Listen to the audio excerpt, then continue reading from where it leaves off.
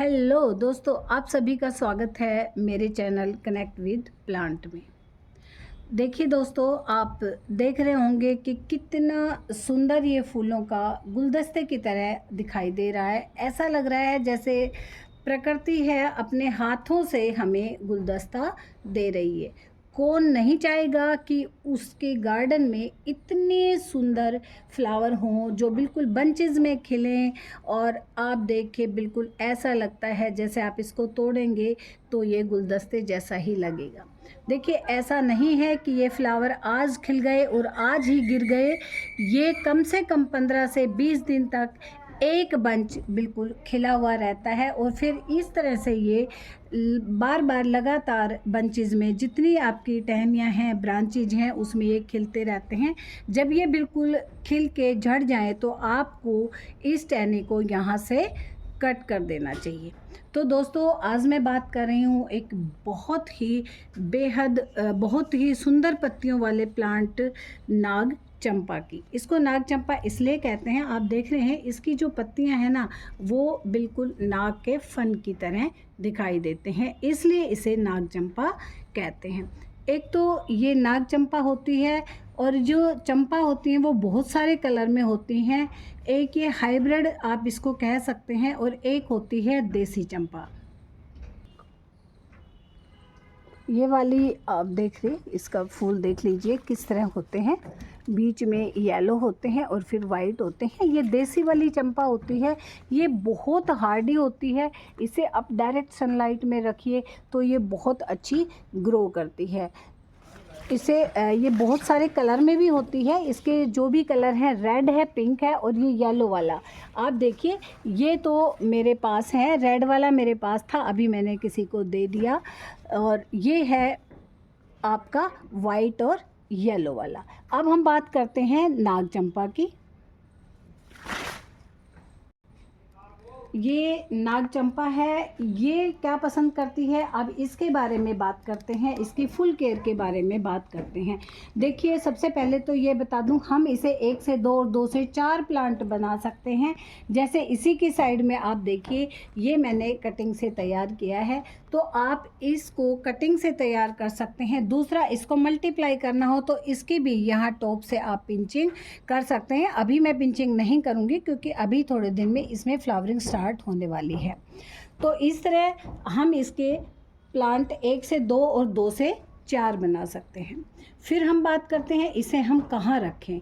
इसे हम semi shade में रखेंगे, डायरेक्ट सनलाइट में हम नहीं रखेंगे। हाँ, 1 या 2 घंटे की सनलाइट आती है तो आप इसे वहाँ रख सकते हैं। इसके ना फ्लावर झड़ेंगे ना गिरेंगे, कम से कम 20 से 25 दिन तक बने रहेंगे। अभी एक ब्रांच पे है और फिर बारी बारी सभी ब्रांच पे स्टार्ट होने वाले हैं। तो ये बात होगी हम इसे कहाँ रखें। फिर हम बात करते हैं कि हम इसके लिए कैसे गमले का चुनाव करें।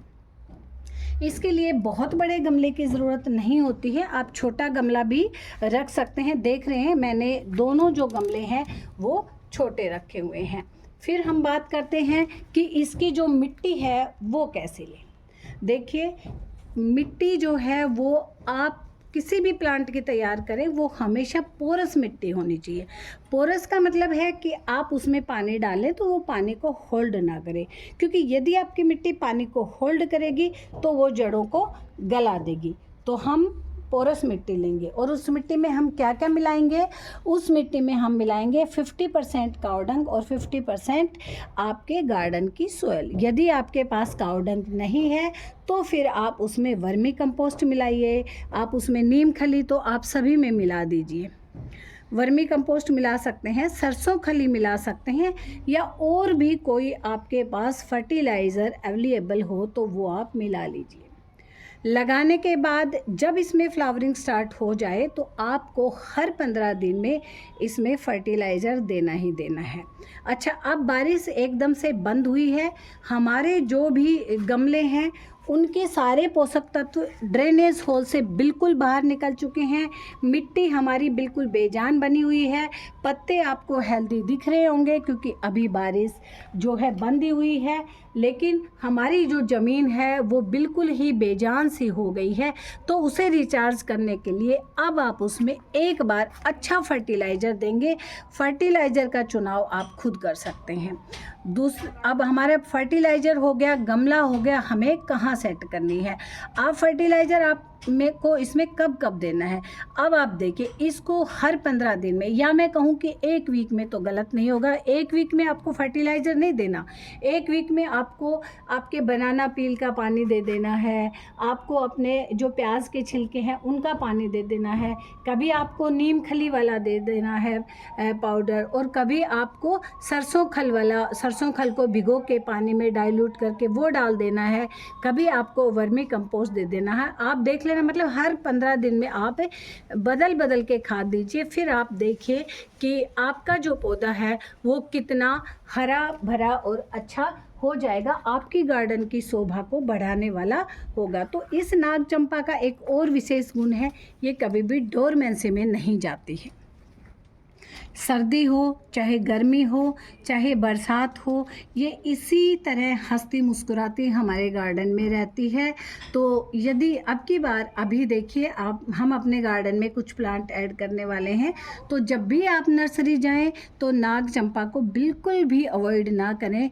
फूल नहीं होते तो भी ये अपनी पत्तियों की जो खूबसूरती की वजह से सबको अपनी ओर आकर्षित करती है। तो दोस्तों, अब की बार आप भी सभी प्रकार की चंपा अपने गार्डन में ऐड करिए, लेकिन उसके साथ आप नाग चंपा को ज़रूर अपने गार्डन में लेकर आइए। फिर से एक बार बता देती हूँ, इसकी मिट्टी पोरस होनी चाहिए, इसके लिए गमला ज़्यादा बड़ा लेने की ज़रूरत नहीं है। तीसरी बात, इसको हर 15 दिन में फर्टिलाइज़र की ज़रूरत होती है, जब फ्लावरिंग करे तब। और फिर इसको बिल्कुल डायरेक्ट सनलाइट नहीं चाहिए, इसको थोड़ी सी या तो 2 घंटे की धूप मिले या फिर ब्राइट लाइट मिले। तेज़ धूप में इसके पत्ते पीले होने लग जाते हैं। तो दोस्तों, पसंद आए तो लाइक करिएगा, शेयर करिएगा एंड सब्सक्राइब करिएगा।